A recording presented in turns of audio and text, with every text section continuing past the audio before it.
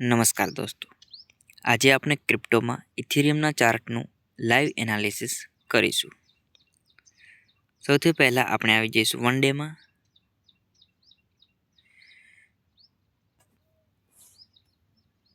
One ડેમાં આપણે high અને લો mark કરીશું. આપણો એક હાઈ અહીંયા બને છે જે વન ડેમાં છે,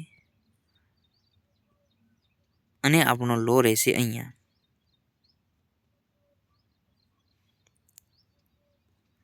હાલ માર્કેટ અપસાઇડ જવાની કોશિશ કરી રહ્યું છે. વન ડે પરથી આપણે આવી જઈશું 4 અવરમાં.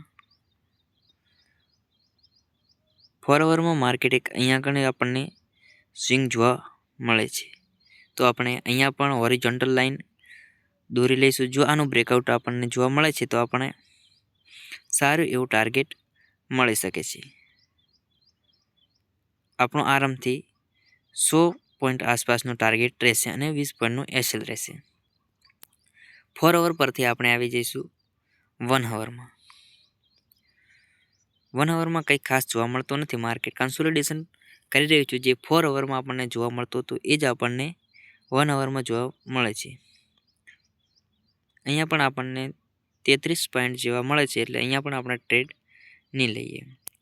1 અવર પરથી આપણે આવી જઈશું 13 મિનિટમાં.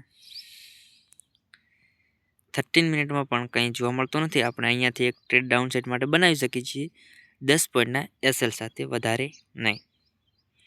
આપણને એક અહીંયા સ્વિંગ મળે છે જે 30 મિનિટમાં છે. આનો જો બ્રેકઆઉટ મળે તો આપણને 50 થી 60 પોઈન્ટનો આપણો ટાર્ગેટ રહેશે.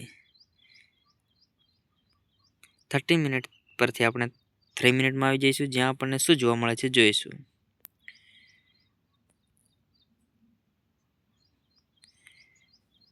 થ્રી મિનિટમાં આપણને એક અહીંયા સ્વિંગ જોવા મળે છે જે 3161 ટ્રેડ લેવાનો હતો, જે આપણને મિસ થઈ ગયો છે. આપણે જોઈએ તો આનું ટાર્ગેટ કેટલું રહેશે. આનું ટાર્ગેટ 20 પોઈન્ટનું રહેશે. જો માર્કેટ નીચું આવે તો આપણે 3161 ટ્રેડ લઈશું, 10 પોઈન્ટનું એસએલ રાખીશું અને 20 પોઈન્ટનું ટાર્ગેટ રાખીશું. આ 3 મિનિટમાં થઈ ગયું. 30 મિનિટમાં મેં જે તમને લેવલ આપ્યા છે તેનું બ્રેકઆઉટ જોવા મળે તો ડાઉન સાઇડ માટે 3148 લેવાનું, 20 પોઈન્ટનું એસએલ રાખવાનું અને આપણું ટાર્ગેટ 60 પોઈન્ટ આસપાસ રાખવાનું. અપસાઇડ માટે પણ એ જ છે, 3183 લેવાનું, 20 પોઈન્ટનું એસએલ રાખવાનું અને તમારું ટાર્ગેટ રાખવાનું છે ઓછામાં ઓછું 60 થી 80 પોઈન્ટનું.